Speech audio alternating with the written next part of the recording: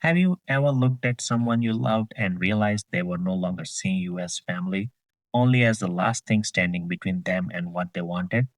Gregory Hale, 58, lay on the cold hardwood floor he had installed with his own hands 20 years earlier, each plank measured, sanded, and sealed on a summer afternoon when laughter still lived in this house. Now, blood seeped into those same seams, dark and patient, as if the floor itself were remembering. Ethan stood over him, not pacing, not panicking, just waiting. His son's face was calm, in a way that felt unnatural, like something carefully practiced behind him. Lauren leaned against the doorway, arms crossed, her expression distant now, not distant, resolved. Gregory breathed hitched, the copper taste in his mouth mixed with a memory charcoal, somehow curling into the evening sky.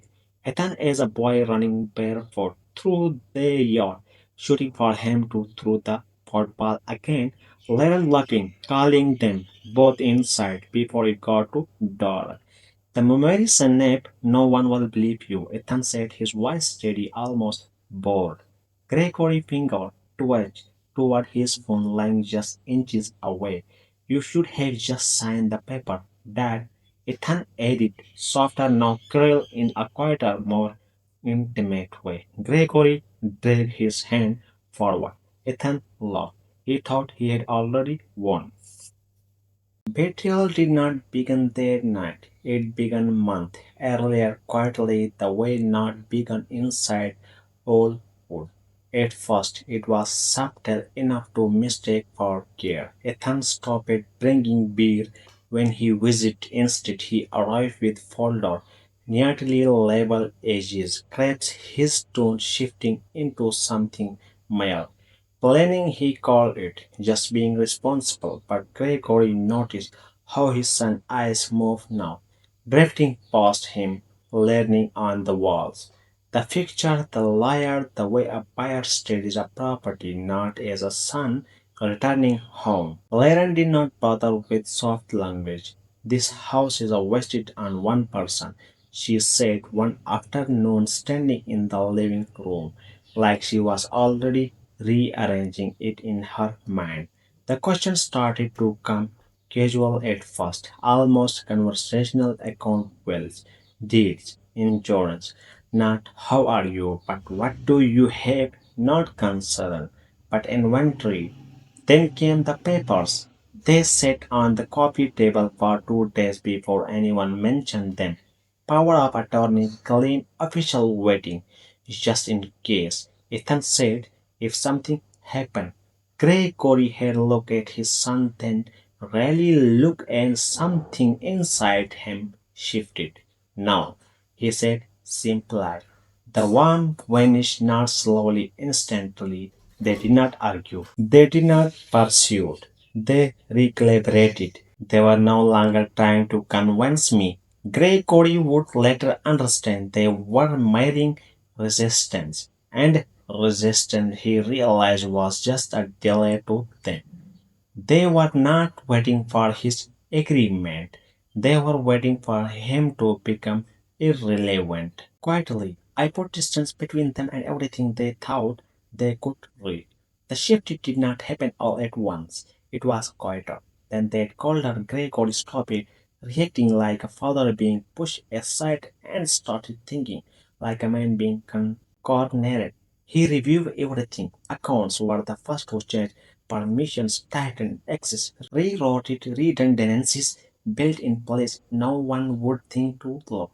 Then came to documents deed secure, copies relocated, original logs behind layer that required more than a signature to breach. Every move's deliberate, invisible, no agreements, no warning. Ethan papers had been about surrender. Gregory's signature becomes something else entirely, defenses. He made one phone call he did not log, did not repeat. Daniel Marshall, an old name, a trusted one. Gregory did not explain everything. He did not have to, just enough to say something in mention. A contingency quietly waiting, and then back on the hardwood floor, breath shallow, blood cooling beneath him. Gregory fingered for his phone. one number, 911. The air in the room shifted. Ethan noticed he leaned closer, suspicion flickering for the first time. Who is that? Gregory looked up at him and smiled. You all see. The room did not go silent. It went still. The kind of stillness that comes when power changes hands and everyone feel it at once. Tires crunched our gravel outside, then doors multiple opening in quiet succession, four steps per puzzle closing in.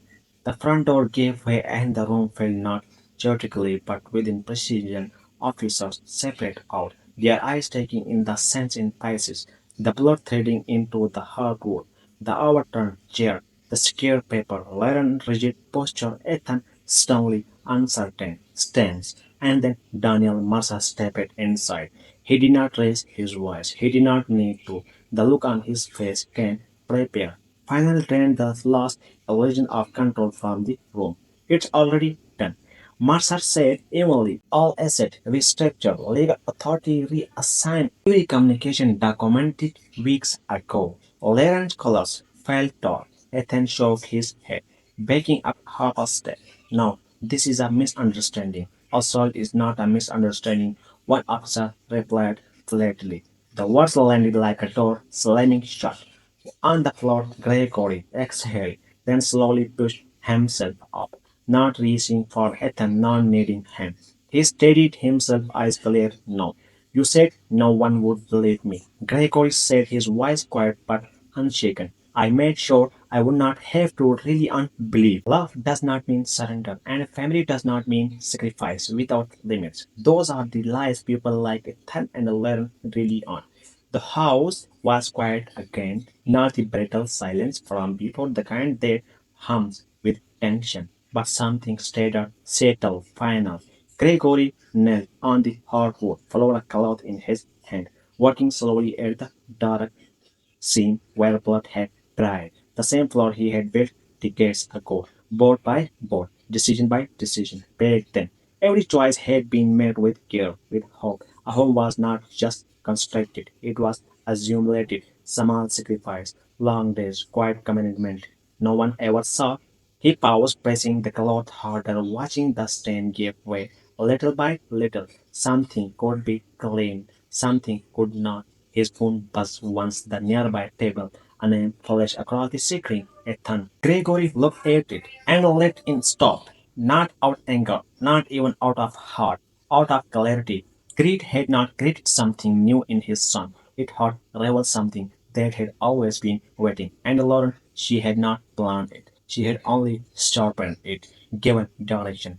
Gregory exhaled, sitting back on his heels, the house holding its silence around him. I did not need them to believe, he said quietly. To the empty room, I just needed to be ready before the show, before the ballad, before the summon, certainty in my son's voice. And for the first time in a long while, this redance felt like peace.